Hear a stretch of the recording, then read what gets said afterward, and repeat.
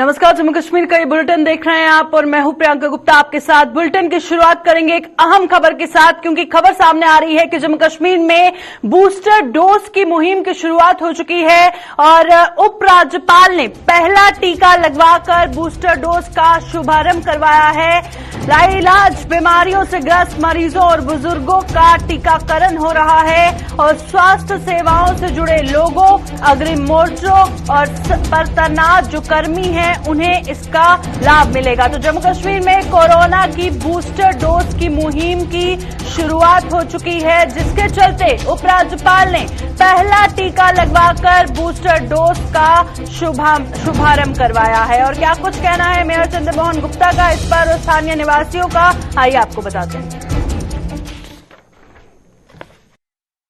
Mayor हैं हमारे, अलग-अलग चेयरमैन हैं डीडीसी के, उनको भी डिस्ट्रिक्ट वाइज लेके और हर चीज की, किसी चीज की कमी ना हो जम्मू कश्मीर के ऊपर डॉक्टर साहब खुद मॉनिटर कर रहे हैं। और मुझे आशा है कि हम सब लोग जिस तरह लगे हुए हैं, खासकर हमारे जो डॉक्टर्स लोग हैं, जो इनका पैरामेडिकल स्टाफ है, छोटे से छोटा स्टाफ लेके, इसमें चाहे प्रिंसिपल शशि सूदन है, चाहे हमारे डायरेक्टर हेल्थ हैं, चाहे यहाँ का प्रशासन है गांधीनगर का, बड़ी मेहनत और लगन के साथ, ताकि हमारे लोगों को बचाया जा सके। ये जो आज बूस्टर डोज की शुरुआत हुई है, मैं सबको यही अपील करूंगा कि आप ये तीसरी डोज लें, ताकि हम इस जो ओमिक्रॉन का बड़ा एक खतरा आ रहा है उससे बच सकें।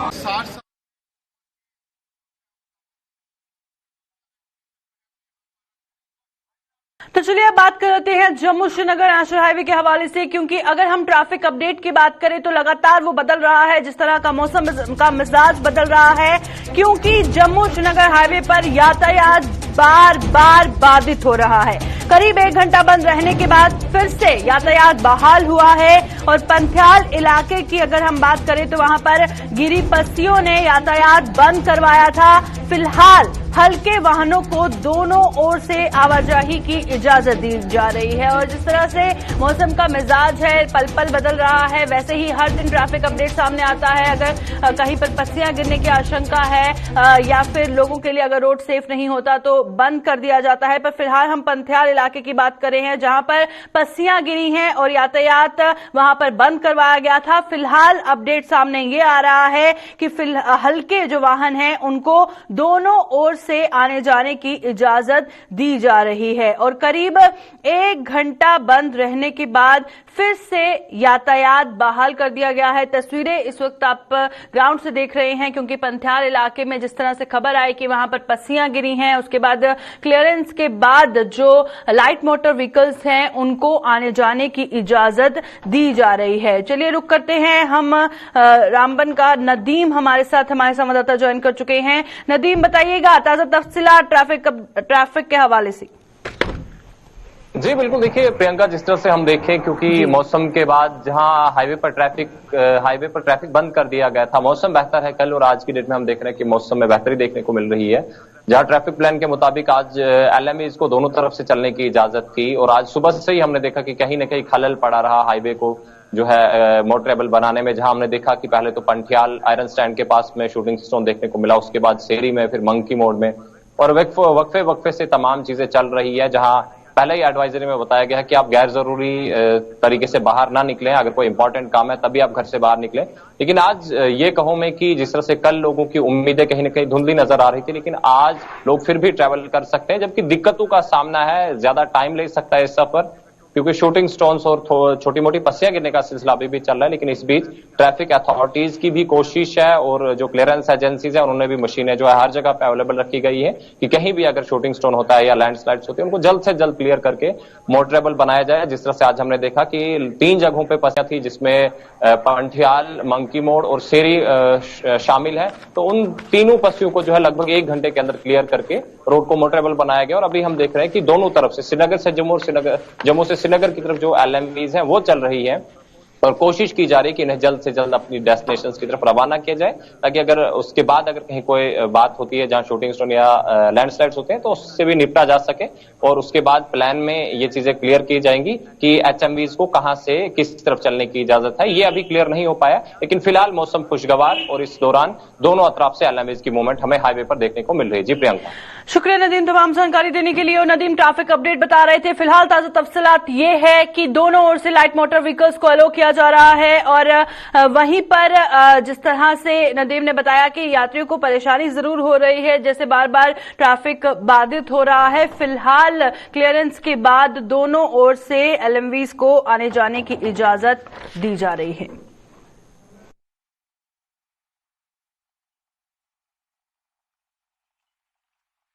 तो चलिए अब बात कर लेते हैं सुरनकोट की, क्योंकि सुरनकोट से खबर सामने आ रही है कि वहां पर बर्फबारी के कारण जो बिजली का ढांचा है वो क्षतिग्रस्त हो गया है।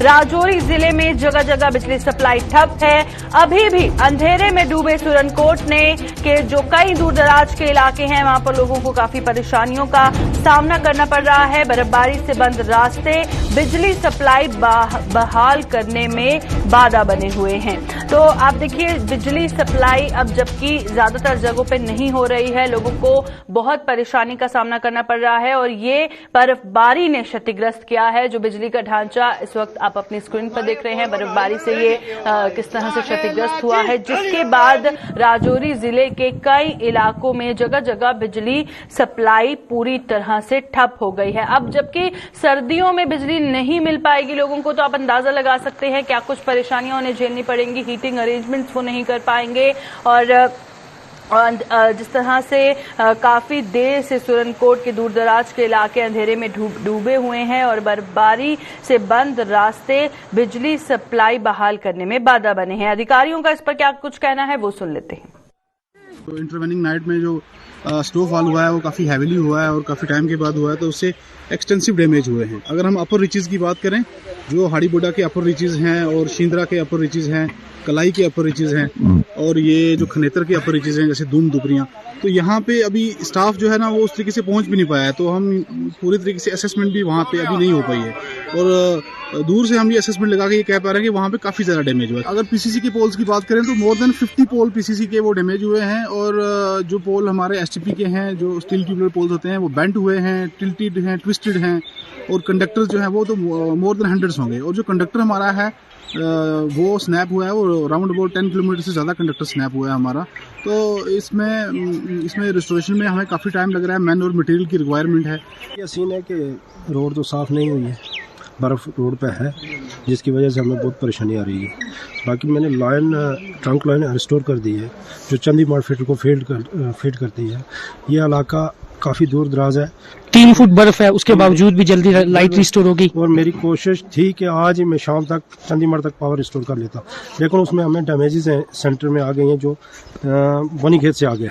तो मेरी पहली ये प्रायोरिटी है कि आज मैं बनीखेत तक लाइन रिस्टोर कर सकूँगा, उसके आगे आज नहीं हो सकेगी क्योंकि पोल डैमेज हो चुके हैं, वो दरिया में चले गए हैं, तो बर्फ़ काफ़ी है, तो उस हिसाब से काफ़ी परेशानी आ रही है। काफ़ी पसमानदा इलाका है, तो बाकी जितना भी इलाका है मैक्सिमम डैमेजेस हैं। अब उसमें हमें मटेरियल की भी रिक्वायरमेंट है, कंडक्टर, खासकर कंडक्टर जो हमें चाहिए, उसके लिए मैंने इधर बात की थी स्टोर में, तो गाड़ी जो है वो जा नहीं सकती है क्योंकि रोडों की क्लियरेंस नहीं हुई है। मुगल रोड की जहाँ तक बात की जाए उसको क्लियर कल ही कर दिया था उन्होंने, लेकिन बफलियार से सुरनकोट या टाउन का एरिया वो क्लियर नहीं है। तो आपने देखा कि क्या कुछ परेशानियां लोगों को झेलनी पड़ रही हैं। बिजली सप्लाई जिस तरह से ठप हो चुकी है। तो राजौरी से हमारे संवाददाता जमशीद मलिक हमारे साथ ज्वाइन कर चुके हैं। जमशीद, बताइएगा कि अब जबकि ये बिजली का ढांचा क्षतिग्रस्त हो गया है, बिजली सप्लाई ठप है, कब तक आने की उम्मीद है? मैडम बिल्कुल अगर ये कहें कि पिछले 5 दिन से राजौरी पहुंच के कई इलाके ऐसे हैं जहां आज भी बिजली का निजाम पूरी तरह ठप पड़ा हुआ। हालांकि कई इलाकों में बिजली जरूर बहाल कर दी है, जिसमें राजौरी सिटी की अगर हम बात करेंगे या राजौरी के आसपास लगने वाले गाँव में यहाँ तो बिजली बहाल कर दी गई है। मतलब 3 दूर दराज इलाके ऐसे हैं जहाँ अभी भी बिजली बहाल नहीं की। वहीं अगर दूसरी तरफ हम पुंछ की बात करें, पुंछ में सुरनकोट में बिजली बहाल कर दी और मंडी अभी भी बिजली बहाल नहीं हो पाई। और सुरनकोट के कई दूर दराज इलाके ऐसे हैं जहाँ अभी तक बिजली बहाल हुई नहीं और आने वाले कुछ दिनों में होना भी मुश्किल है। उसकी सबसे बड़ी वजह है कि आज सुबह से दोबारा बारिश का सिलसिला कितना पीर पंचाल में शुरू हुआ है। उसके कारण बड़ी बर्फबारी होने के कारण महकमा को अभी तक इस बात का अंदाजा भी नहीं है कि इतने पोलों को नुकसान पहुंचे और कब तक बिजली बहाल होगी। हालांकि महकमा से हमारी बात जरूर हो रही है। महकमा की तरफ से ये कहा जा रहा है कि जिन इलाकों में बिजली रिस्टोर कर दी गई है, ये पास वाले थे, और ऊपर वाली रीच में जितने इलाके हैं इनमें बिजली रिस्टोर करने में अभी काफी टाइम लग सकता है। उसकी बड़ी वजह है कि बर्फबारी बहुत ज्यादा हुई है और कितना नुकसान हुआ है अभी तक ये भी कहना बहुत ज्यादा मुश्किल है, जिसके चलते लोगों को काफी परेशानियों का सामना करना पड़ रहा है। दूसरी तरफ अगर हम बात करें जम्मू पहुंच हाईवे की, तो उसको भी आज एक तरफा गाड़ियों की आवाजाही के लिए जरूर बहाल किया गया, मगर एक तरफा चलने की आज इजाजत दी जा रही है। और दूसरी तरफ थाना मंडी देहरागढ़ी रोड आज तीसरे रोड बर्फबारी के कारण बंद पड़ी हुई है। इससे लोगों को कई किस्म की मुश्किलात का सामना करना पड़ा, क्योंकि काफी देर के बाद खिताई पीर पंचाल में इतनी शिद्दत की बारिश और बर्फबारी का सिलसिला देखने को मिला, जो लोगों के लिए परेशानियां इससे आप महकमा खास करके अगर इस वक्त सबसे बड़ी परेशानी से लोग जूझ रहे हैं वो है बिजली का सिस्टम, क्योंकि बिजली के साथ पानी और बिजली दोनों के सिस्टम जो पूरी तरह मुतासर हुआ है, इसको बहाल करने में भी काफी टाइम लग सकता है। दंगा जी, शुक्रिया जमशीद तमाम जानकारी देने के लिए। तो जमशीद बता रहे थे कि काफी टाइम अब इसे रिस्टोर करने में लग सकता है, क्योंकि जो बिजली का ढांचा है पूरी तरह से क्षतिग्रस्त हो गया है, जिससे लोगों को काफी परेशानियों का सामना करना पड़ रहा है।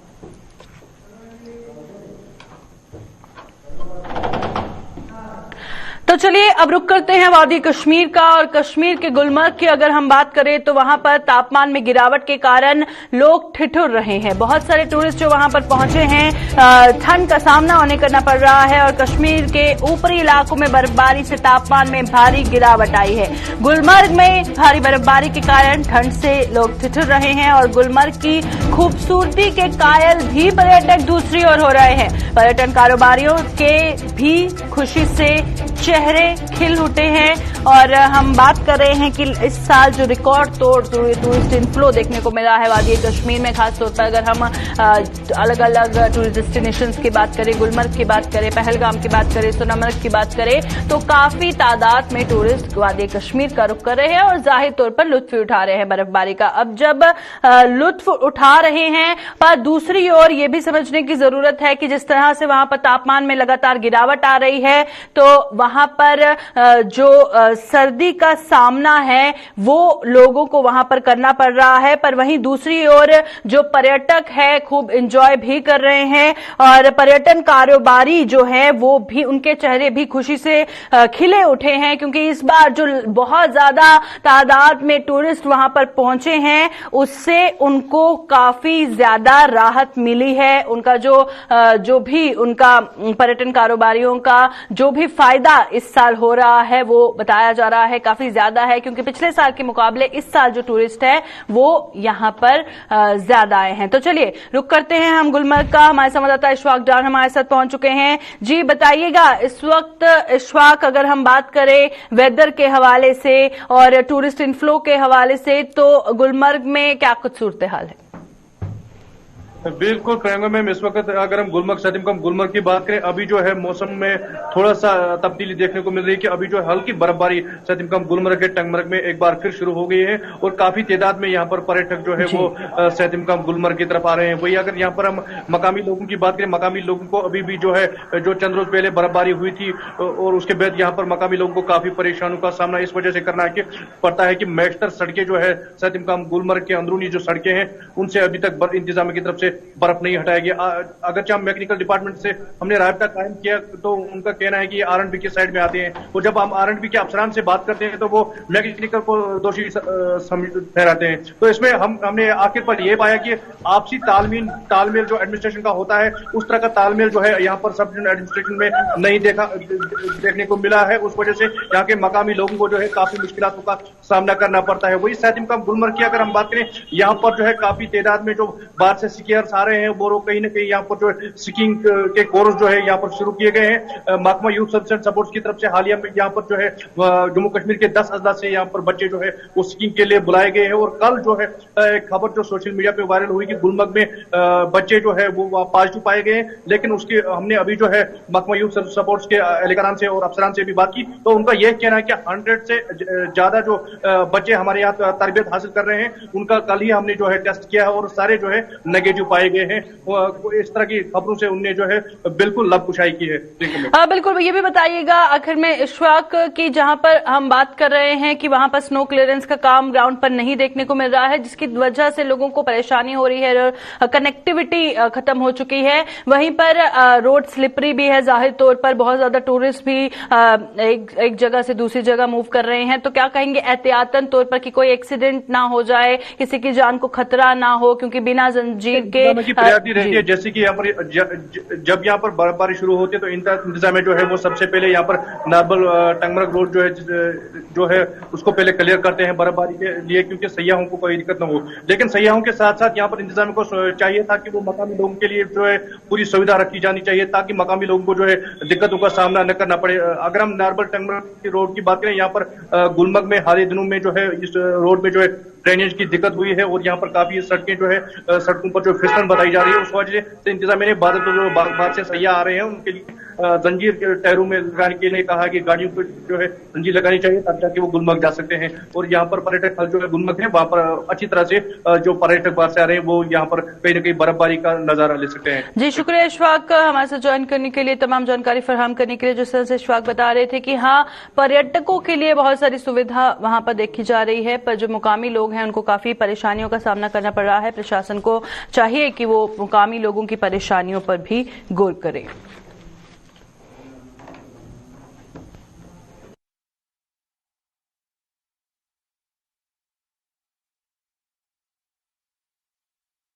तो चलिए अब रुक करते हैं सांबा का, और सांबा से खबर सामने आ रही है कि लगातार कोरोना का प्रकोप वहां पर देखा जा रहा है और सांबा में जिला प्रशासन ने 6 और माइक्रो कंटेनमेंट जोन घोषित किए हैं। जिले में 24 अब माइक्रो कंटेनमेंट जोन की संख्या 24 पहुंच चुकी है और सांबा में 46 एक्टिव पॉजिटिव मामलों की संख्या पहुंच चुकी है। और हर दिन सांबा से खबर सामने आती है कि वहां पर कोई ना कोई कोरोना पॉजिटिव पाया जाता है। तो लगातार जिस तरह से देखा जा रहा है कि सांबा में जो कोरोना केसेस का ग्राफ है वो लगातार बढ़ता जा रहा है, जिसके चलते वहां के जो लोग हैं उनको समझने की जरूरत है कि एहतियात बरतना बेहद ज्यादा जरूरी है। जिस तरह से लगातार एक्टिव पॉजिटिव मामलों की संख्या सांबा में बढ़ती हुई नजर आ रही है। तो जिला प्रशासन की अगर हम बात करें तो 6 और माइक्रो कंटेनमेंट जोन और घोषित कर दिए गए हैं अब, जिससे सांबा में 46 एक्टिव पॉजिटिव मामलों की संख्या पहुंच चुकी है। तो चलिए रुक करते हैं सांबा का। हमारे संवाददाता ऋषि खजूरिया हमारे साथ लाइव ज्वाइन कर चुके हैं।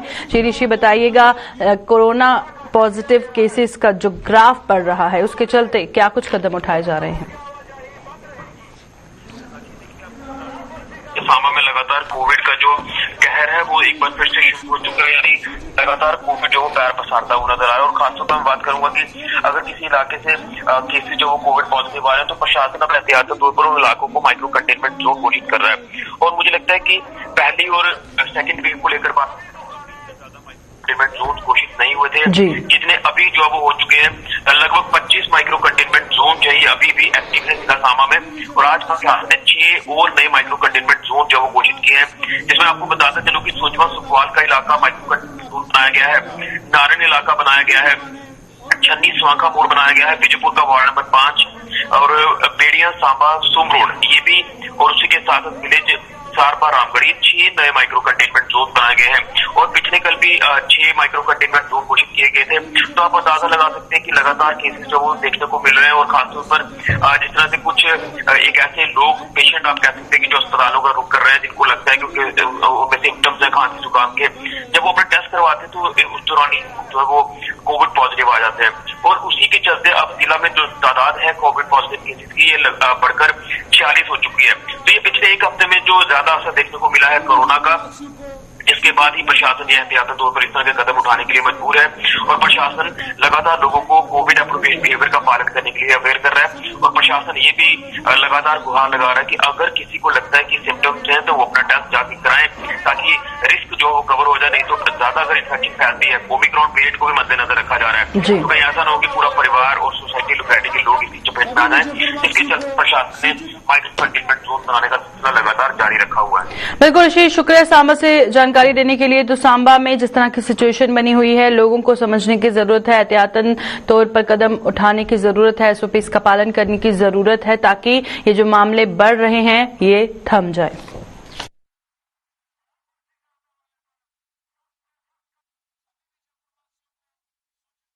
नए साल पर कश्मीर में आतंकवाद को जड़ से खत्म करने का संकल्प लेने वाले जम्मू कश्मीर के सुरक्षा बलों ने एक बार फिर कामयाबी हासिल की है। दक्षिण कश्मीर के जिला कुलगाम के हुसैनपुरा गांव में हुई मुठभेड़ में सुरक्षा बलों ने अलबदर के 2 आतंकियों को मार गिराया गया है और यही नहीं, मुठभेड़ स्थल से भारी मात्रा में हथियार व गोला बारूद भी बरामद किया गया है और मारे गए आतंकियों की पहचान राशिद ठोकर निवासी हसनपुरा तबेला और इमाद मुजफ्फर निवासी अरीगाम के तौर पर हुई है और ये दोनों दिसंबर 2021 से आतंकवादी गतिविधियों में सक्रिय थे। ये मुठभेड़ रविवार शाम को शुरू हुई थी और आज सुबह होते होते 2 आतंकी मारे गए।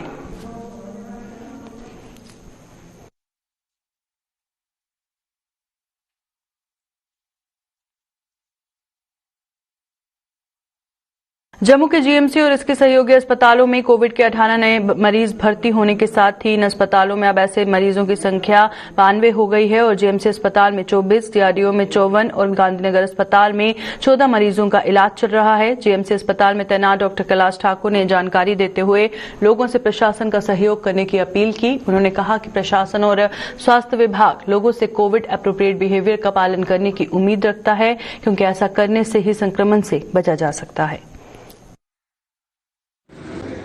अभी कुल मिला के हमारे पास 92 पेशेंट्स जो हैं वो एडमिटेड हैं, जिनमें से 24 पेशेंट्स जो हैं मेडिकल कॉलेज बख्शीनगर वाले हॉस्पिटल में एडमिट हैं, 14 पेशेंट्स जो हैं एमसीएच हॉस्पिटल गांधीनगर में एडमिट हैं और 54 पेशेंट्स जो हैं वो हमारे डीआरडीओ हॉस्पिटल भगवती नगर में जो है अभी जेरे इलाज हैं।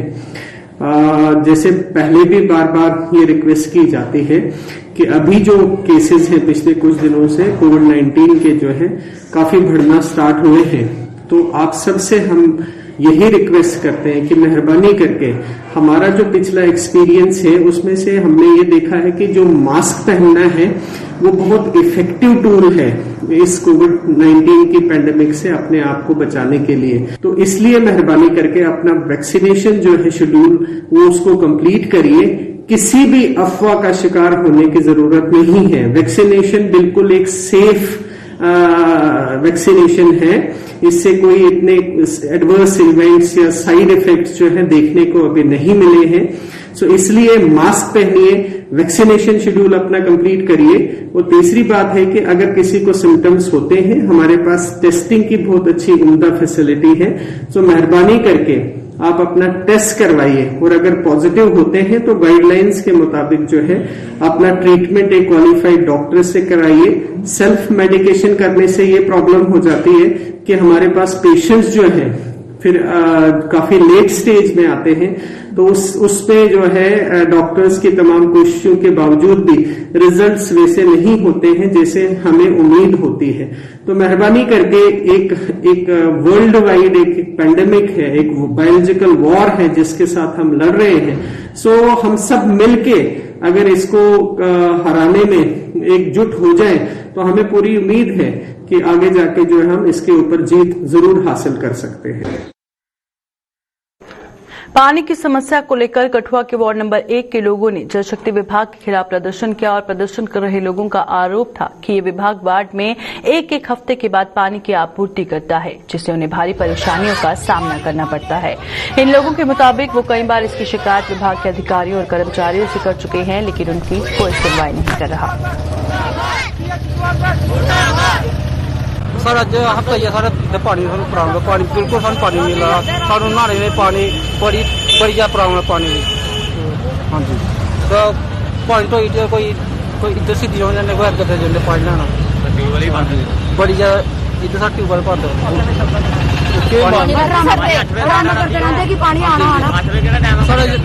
सर ये पानी छड़न लगे उनको जाना तो बोलता सर्दी से पानी 10 मिनट पानी छड़ना, बस पूरा पानी पाता पूरी जगह पानी साढ़े 4 दिन हफ्ता तो पर पानी साढ़ा आंदा ना किसी जे छे पानी 8 बजे पढ़ना 9 बजे पानी छड़ना रात भी ले जानी है। कोई वो नहीं आई कोई सहूलत सानू कोई बार च कोई सानू कहीं नहीं सहूलत नहीं है। इस बार से जनानियां रोज तो ट्यूबवेल चुकी पानी आगे कर लो, जो कुछ करना कर लो, जाइए जाओ दफ्तर जाओ, जिथे मर्जी जाओ, जाइए सानू कोई होनी है, कोई प्रॉब्लम नहीं, जिथे मर्जी जाओ, जो मर्जी कुछ करो। पानी का कोई टाइम नहीं है, अभी 7 बजे 8 बजे पानी छड़ना नहीं है, ये पुछना पुछाने ये पानी छड़ने को टाइम नहीं कि बच्चा पानी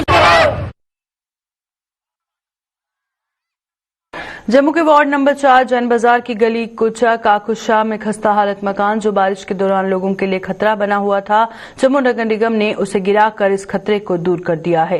जम्मू नगर निगम के अधिकारी के मुताबिक स्थानीय पार्षद सुनीता कोल ने इसकी शिकायत की थी, जिस पर संज्ञान लेते हुए निगम ने इस जर्जर हालत में पहुंच चुके मकान को गिरा दिया है।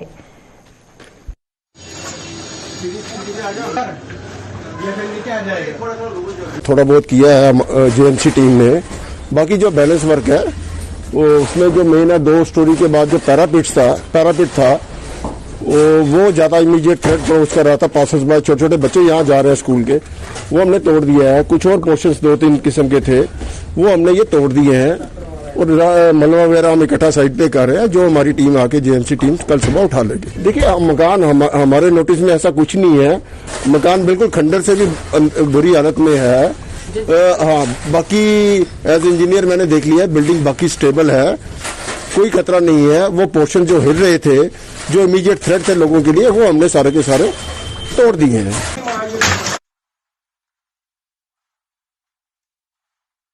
अभी के बुलेटिन में फिलहाल इतना ही, दीजिए इजाजत, नमस्कार।